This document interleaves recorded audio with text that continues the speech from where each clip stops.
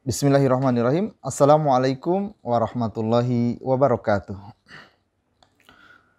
Alhamdulillahirabbil alamin. Allahumma shalli ala sayyidina Muhammadin wa ala alihi wa sahbihi ajmain. Alhamdulillah, bersyukur kepada Allah Subhanahu wa taala, dalam kesempatan yang berbahagia ini kita masih diberikan kesehatan oleh Allah Subhanahu wa taala. Kembali kami menyapa di Majelis Yas'alunaka Islam Solusi Kehidupan bersama Syekhuna Syekh Surahman Hidayat. Mudah-mudahan Allah Subhanahu wa taala senantiasa menjaga beliau. Allah Subhanahu wa taala karuniakan kesehatan untuk senantiasa berbagi bersama kita. Baiklah, pemirsa yang berbahagia, kami pun tetap mengajak ya para pemirsa sekalian untuk senantiasa mendukung channel dakwah ini agar senantiasa bermanfaat dengan cara like, share, and subscribe. Ya. Begitu juga pemirsa bisa menyampaikan pertanyaannya kepada kami ke nomor 0812 9896 7796. Mudah-mudahan pertanyaan-pertanyaan yang disampaikan menjadi asbab ilmu kita bersama. Baik, pertanyaan yang pertama datang dari Bapak Tony asal Indramayu yang menanyakan terkait seorang istri yang tidak mau melayani suaminya tanpa alasan yang jelas. Bismillahirrahmanirrahim. Allahumma salli wa sallim ala nabiyyina Muhammadin wa ala alihi wa sahbihi ajma'in, amma ba'du. Pertama-tama mudah-mudahan para pemirsa dalam lindungan Allah Subhanahu wa taala, sehat walafiat dan dijauhkan dari wabah dan bencana. Allahumma amin. Terkait pertanyaan tadi, terima kasih atas pertanyaannya. Seorang istri yang tidak mau melayani suaminya tanpa alasan yang jelas, itu dalam istilah agama disebut nusyuz. Nusyuz itu tidak setia, artinya dia membangkang, ya tidak taat. Nah, sedangkan wanita itu kewajibannya adalah taat, ya. Bahkan kalaulah ada seorang yang Allah perintahkan bersujud kepada orang lain, maka wanitalah, istrilah harus sujud dalam tanda kutip kepada suaminya, ya saking wajibnya taat, ya. Wanita yang soleh itu sifatnya dua. Pertama, kalau diperintahkan oleh suaminya taat, dia kan idza amartaha ata'atka.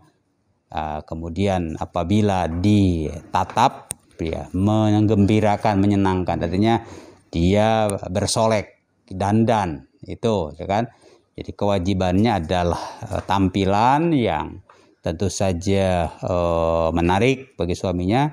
Yang kedua adalah menyediakan layanan makanan, minuman, ya, dan juga layanan muasyarah. Nah, kalau tidak dilakukan berarti dia sudah tidak melaksanakan kewajibannya, ya, dan itu akan bagaimana itu suaminya harus bertindak. Ada 3 tahapan dalam surat An-Nisa 28 itu disebutkan. Pertama, fa'izuhunna, dinasehati, ya, mungkin dia kurang paham, bisa juga minta bantuan orang lain menasehatinya.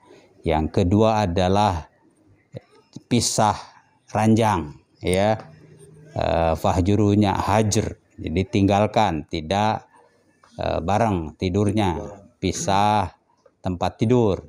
Kalau juga masih juga boleh dipukul, tapi ya bukan memukul untuk menyakiti, memukul untuk ta'dib, untuk sekedar menegur, ya, menegur bahwa caranya itu adalah tidak disukai oleh suami, tidak juga disukai oleh Allah dan oleh para malaikatnya. Karenanya selama suaminya belum ridho, malaikat itu ya mengutuk, ya, istri yang nusyuz itu sampai suaminya ridho. Wah, seperti itu, ya kan, berat.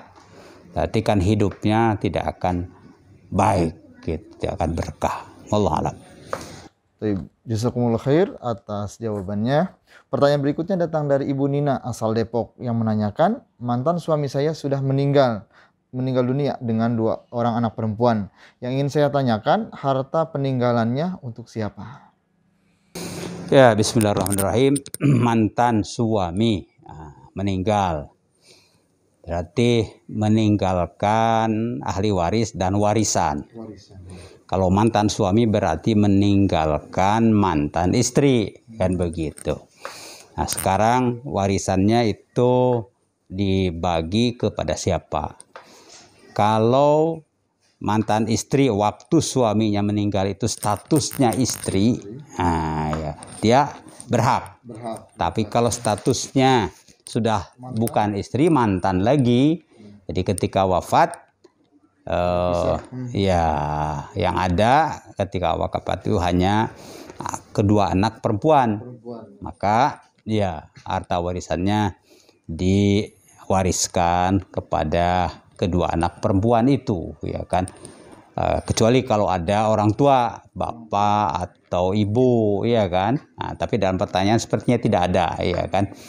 Nah, kalau seperti itu maka jatuhnya hanya kepada kedua anak itu kan. Ya, kalau ada yang lain, istri atau ibu, maka bagian kedua anak itu 2/3, ya kan. Tapi kalau tidak ada 2/3, kemudian yang 1/3-nya ini adalah lebih. Nah, lebihnya bagaimana? Bisa di-share, dibagikan kepada dzawil arham, saudara-saudara yang lain, ya bukan ahli waris tapi famili, itu boleh, ya kan, boleh, asal tentu saja kedua anaknya itu ahli warisnya juga setuju, ya kan. Kalau tidak ada maka dikembalikan dengan cara rod ya, kembali kepada kedua anak perempuan itu, ya kan, sebagai bonus, ya begitu. Wallahu a'lam. Baik, terima kasih atas penjelasannya. Pertanyaan berikutnya datang dari Bapak Ikrom asal Bogor yang menanyakan, saya memiliki kebiasaan sholat tahajud 8 rakaat dan sholat witir 3 rakaat. Suatu waktu saya bangun kesiangan, tidak sempat sholat tahajud. Bagaimana cara menggantinya? Bolehkah dengan sholat duha? Bismillahirrahmanirrahim. Orang yang sudah membiasakan tahajud, ya alhamdulillah, itu kan satu hal yang terpuji. Kemudian kecapean, ya tertidur, terlewat tahajudnya, maka karena kebiasaan yang baik itu tetap ditulis, ya, dapat pahala, ya kan, walaupun kelewat. Tapi yang bersangkutan ini pengen tetap, ya, sehingga duhanya itu pengen ditambah, boleh itu, tapi tetap kaifiatnya kaifiat duha. Paling banyak kan duha itu 8, iya kan, 2, 4, 8 itu kan. Nah itu bagus, ya, sehingga bisa melengkapi tentu saja tahajud yang terlewat atau terlupakan itu. Wallah. Terima kasih atas penjelasannya.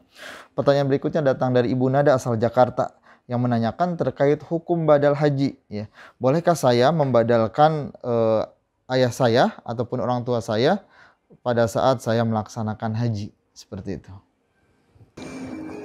Ya, kalau orang tuanya bapak atau ibu, ya kan, ketika meninggal itu sudah kena kewajiban.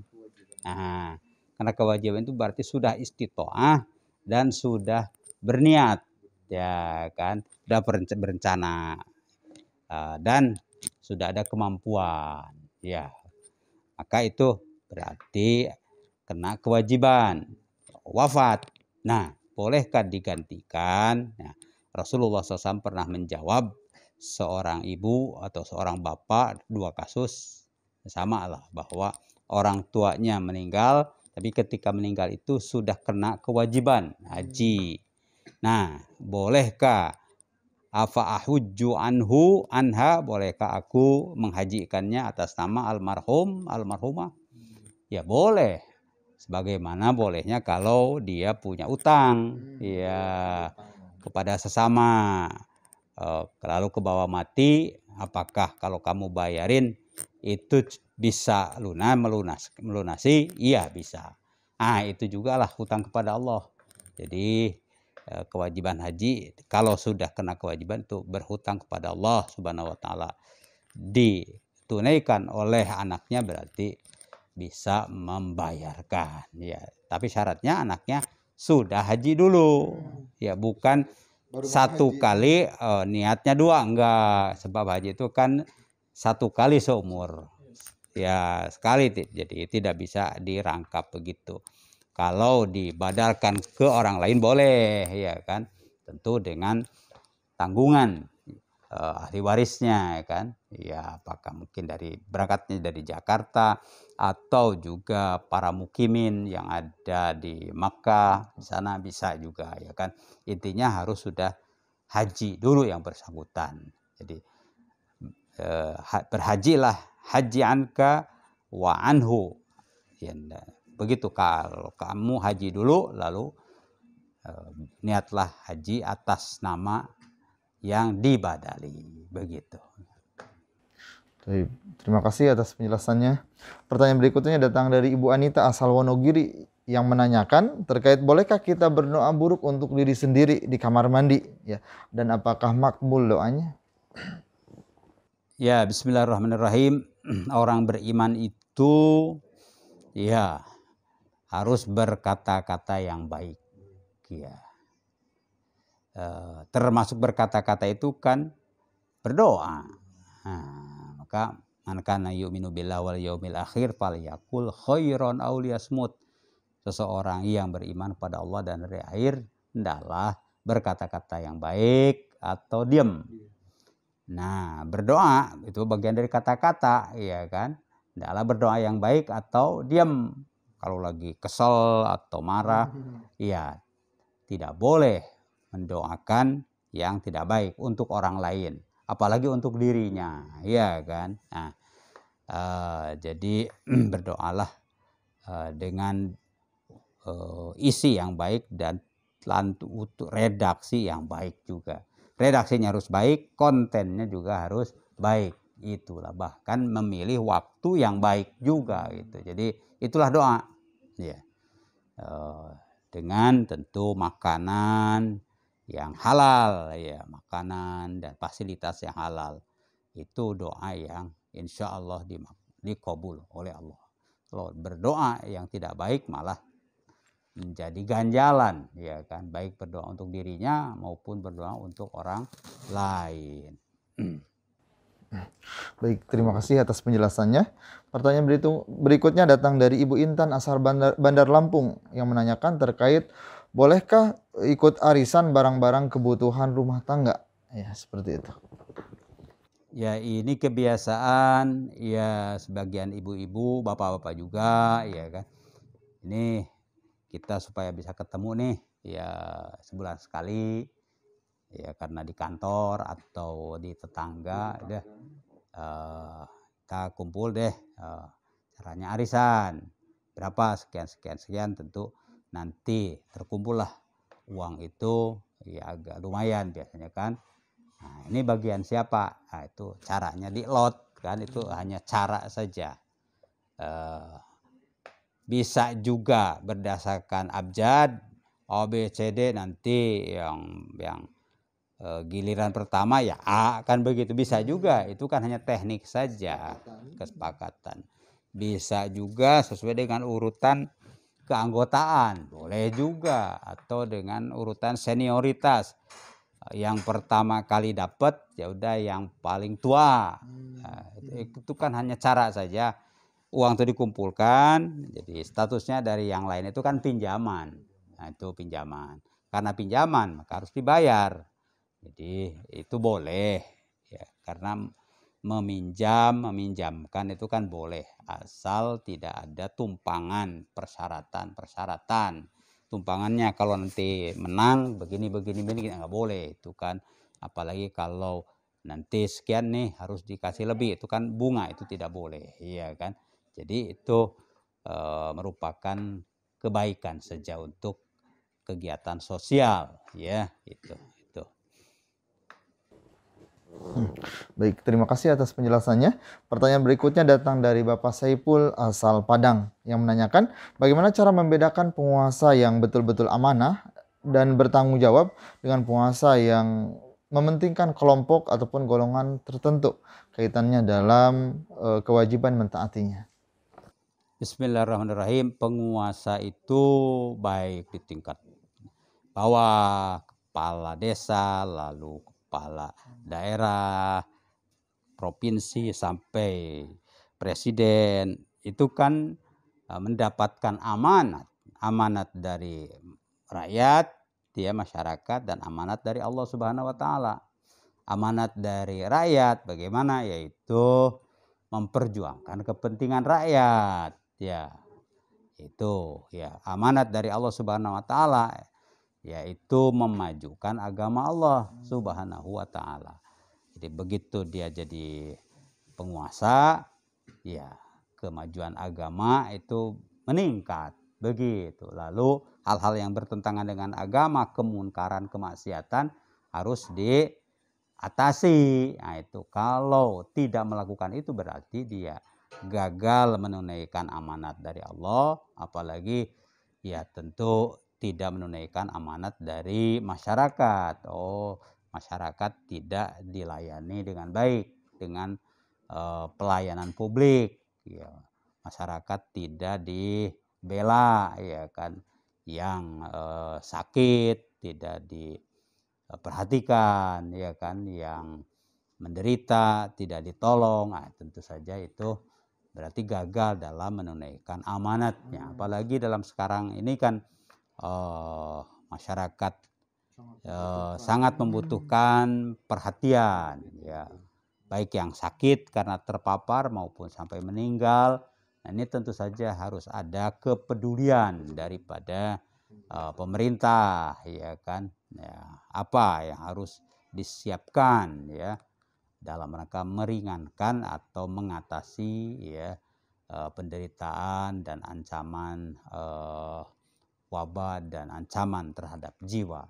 Itulah amanatnya. Ya. Sejauh mana amanat itu ditunaikan, nah, tentu masyarakatlah yang menilai.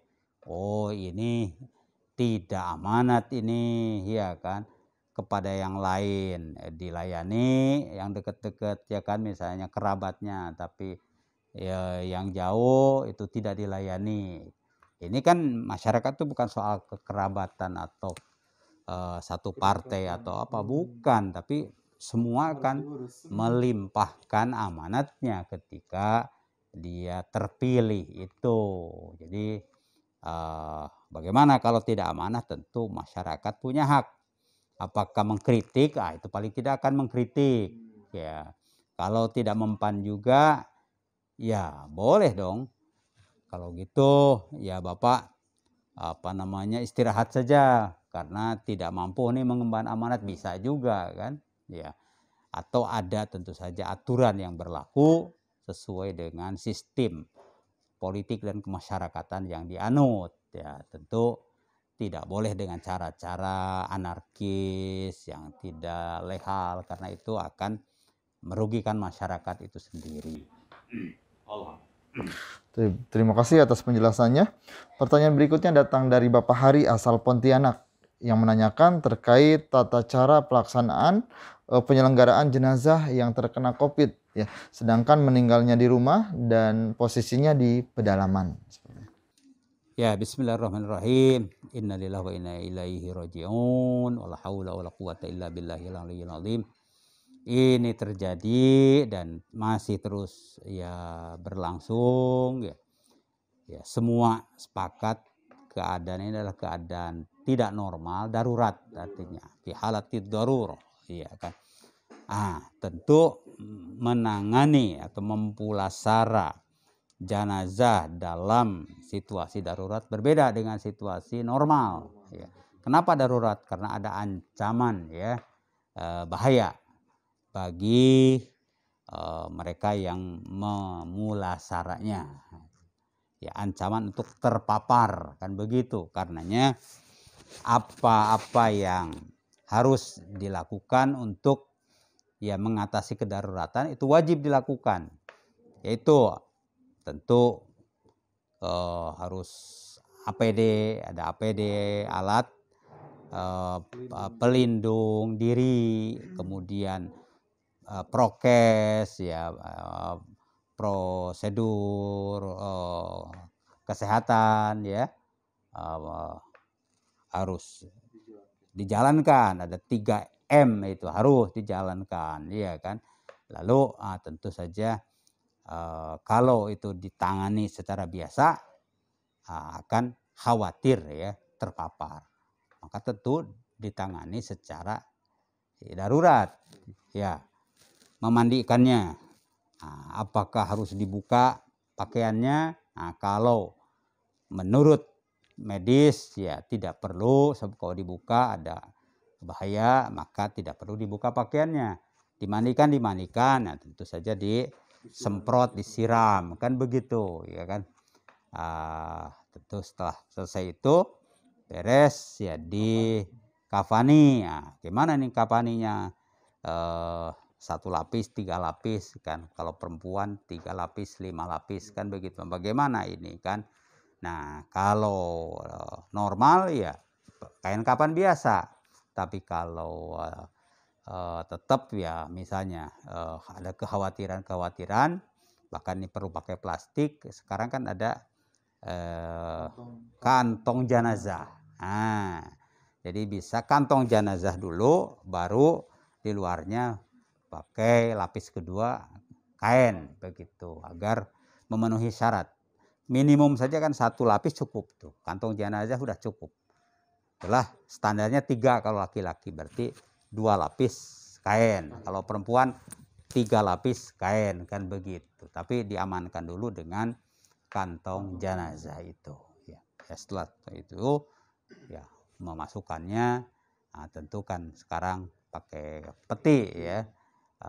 Posisinya bisa itu ini kepalanya di mana ya, itu bisa supaya kepalanya di sebelah utara supaya bisa menghadap ke kiblat itu kan. Jadi sedapat mungkin memang sesuai dengan ketentuan, tapi dalam hal tidak mungkin karena tadi darurat ya itu dimaafkan, sebab ad-darurat tuqaddar biqadariha, begitu kan kaidah syariahnya. Sesuatu yang darurat ya diukurlah apa yang bisa dilakukan, tidak menimbulkan kemudaratan. Wallahu a'lam. Terima kasih atas penjelasannya. Pertanyaan berikutnya datang dari Ibu Dini asal Surabaya. Ya, Ustaz, saya mau bertanya. Saudara saya sudah menikah, suaminya itu kan janji dengan mengatakan demi Allah kalau mukul bakalan jatuh talak 3. Waktu berantem itu suaminya mukul terus bilang selesai, sana pulang ke orang tuamu. Apakah itu jatuh talak 3? Talak itu kan harus dengan kata-kata ya, bukan dengan memukul, mencubit atau apa, ya kan. Ya, kata-katanya juga harus sorry. Saya cerai kamu, saya talak kamu. Pulanglah kamu ke orang tua. Itu juga bukan talak, ya kan. Nah, itu apalagi kalau mukul 3 kali jatuhlah talaknya 3. Tentu tidak demikian, ya kan. Kalaupun ya pernah dikatakan kalau kita berantem kayak direncanakan dan saya memukul kamu ya, nah itu jatuh talaknya 3. Nah itu pertama disebutnya itu talak yang mu'allaq, itu digantungkan pada sebuah peristiwa. Kata para ulama, kalau peristiwa itu betul-betul terjadi dan disepakati bahwa itu begitu omongannya, ya jatuh talaknya kan. Nanti kalau musim dukuh begitu ya, atau musim apa ya, dan ada yang ngirim dukuh ke rumah, jatuh talaknya. Ya itu kan mu'allaq. Nah, ini mu'allaqnya ke berantem dan memukul. Jadi tidak jatuh 3 ya, tapi hanya jatuh 1 saja. Kalau betul-betul itu pernah dikaitkan dengan peristiwa berantem dan betul-betul berantem dan memukul ya istrinya sampai ya 3 kali itu. Wallahu a'lam. Terima kasih atas penjelasannya. Pertanyaan berikutnya datang dari Ibu Cika asal Serang. Ya. Saya dari kecil sering mendengar bisikan yang terdengar membisikkan tentang masa depan. Ya. Saya bahkan terkadang bisa melihat seperti gambaran masa depan. Saya sudah menjauhi hal-hal tersebut setelah tahu itu tidak boleh. Ya. Kadang hal itu masih menggoda saya. Apa yang harus saya lakukan? Ya, bismillahirrahmanirrahim. Bayangan-bayangan itu kan tentu sesuatu yang tidak nyata ya. Disebutnya ilusi atau halusinasi bayangan begitu. Kenapa orang itu? Karena ketika dia mau tidur ya kondisi ruhaninya, jiwanya tidak bersih, ya kan? Nah, itu berarti itu sesuatu yang tidak bersih, lalu hatinya digoda oleh setan, oleh jin. Maka bisikannya jelas itu bukan sesuatu yang